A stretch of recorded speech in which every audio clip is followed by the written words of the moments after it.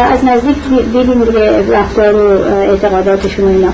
از نظر مذهبی بودن صحبت مختلفی میشه، نظرتون چیه؟ چی میگیدین و احساس میکردین خودتون در رابطه با ایشون؟ خدمتتون عرض کنم که تا اونجایی که از نزدیک به اصطلاح ناظر همین مسائلی که سرکار فرمودین بودن، ایشون یک شخص خیلی معتقدی بود، به خصوص به یعنی یک مسلمان شیعه به تمام معنا، شیعه واقعی. احتیاج هم نداشتن که بخوان تظاهر بکنن در ملأ عام. اون چیزی بود که در قلب ایشون بود. به تمام به اصطلاح چیزهایی که متعلق به هم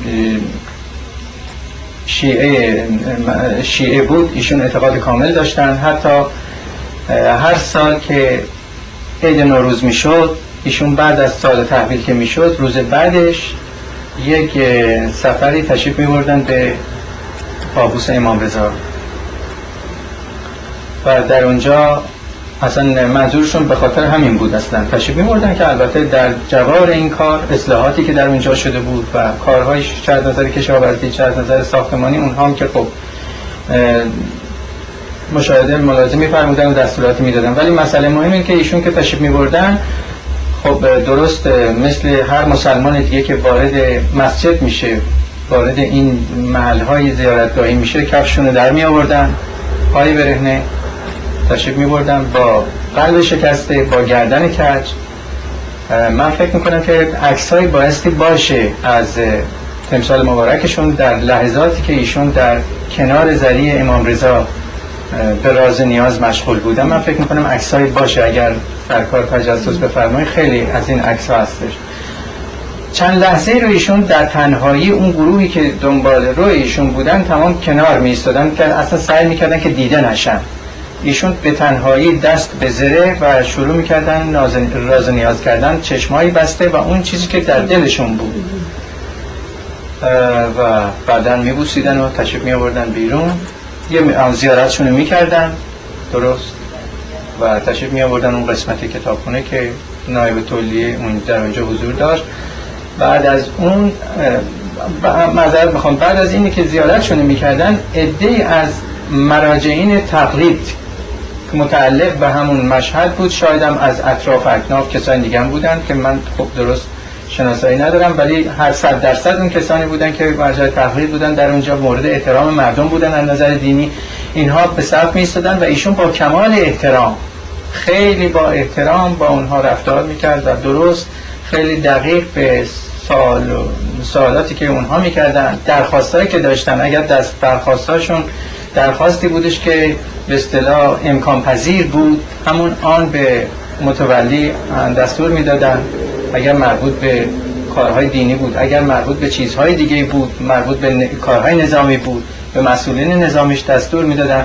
در هر صورت خیلی توجه از نظر دینی به خواسته های اینها، تا اون حد اکثری که به اصطلاح در وجود ایشون امکان بود که میخواستن که این گروه راضی باشن و اون چیزی بود که خواست دل ایشون بود. و من فکر میکنم که در کتابی هم که ایشون نوشتن، رابطه‌شون رو، بله، رابطه‌ش خودشون رو با خدا و با ائمه، من فکر میکنم خود ایشون خیلی بهتر فرمودن. و چیزی دیگه که ایشون خیلی به معتقد بود، خب همین مسئله دین خودمون دین اسلام بود و مقداری از دعاهایی بودش که دعای سفر و اینها به صورت خیلی از قرآن به اصطلاح نوشته شده بود، به صورت یه تومار در اومده بود به یک چیز خیلی کوچیکی که در جلد ترمذی. این رو من اون جلد تهیه کردم، دوخته بودم و این چیزی بودش که همیشه در تمام سفر حضر با ایشون بود. همیشه موقعی که ایشون میخواستن از منزل حرکت بکنن، این چیزی بود که جلو چشمشون بود، خودشون برمی داشتن. و اگر این چیزی بودش که یک وقت ممکن بود که بخوان سرشون به صحبت با کسی گرم بود، اینها خود من یا اون کسی که به اصطلاح همکار من بود و اینها اونجا ایستاده بودیم متوجه بودیم که حتما این برداشته بشه در جیب ایشون گذاشته بشه، چون اگر یک وقت متوجه می شدن که نیست خیلی ناراحت می شدن. خیلی جیبشون میذاشتن، جیب بغل، بله جیب بغل کت میذاشتن که تا آخرین دقایق هم همین بود. من فکر میکنم باز تو این کتاب هایی که نوشته شده چیزهایی که بود که بعدن که ایشون در روی تخت خواب بودن که من برداشته بودم گذاشته بودم زیر سر ایشون مدتی که در بیمارستان در مصر بودن اواخر اینها. سفر که میرفتن از زیر قرآن رد میشدن؟ در سفری که بله سفر که تشریف میبردن قاعدتا امام جمعه در تهران در فرودگاه حاضر میشد در اونجا و یک دعای سفر برایشون میخون از زیر قرآن. حتی از توی منزلم که ایشون تشریف میبردن در سفرها از زیر قرآن ایشون رو بله رد میکرد. در این نماز و روزه نبودن؟ من فکر میکنم که اصولا انقدر کارهایی که ببینید مسئله از نظر اینه که نماز یا روزه بخونن بایستی واقعا به چیزش فکر بکنیم که خب برای چی، ولی ایشون کارهایی که در روز داشتن من فکر میکنم هر کدومش 1000 رکعت نماز بود، چون تمام خدمت به خلق بود و تمام ادیان هم از نظر ایشون مورد احترام در نظر ایشون مورد احترام بودن. همه کسان اقلیت‌های مذهبی در مملکت ما میدونی که از تمام امکانات اجتماعی درست مساوی با کسان دیگه بهره مند بودن. اونم خودش یکی از دلایلی که همه روشن داره. سهمیگیری شما به خاطر دارید از چیزهای مذهبی؟ بله الان یادم اومد اتفاقا روز به اصطلاح روزخونی بود که در کاخ گلستان انجام میشد و اونجا خب کسانی بودن مراجع تقلید بودن، کسانی که روزخوانی میکردن در اونجا و ایشون تشریف میبردن و با احترام خیلی هستن. اون روز من فکر میکنم اصلا ماه محرم ایشون در واقع روزه بودن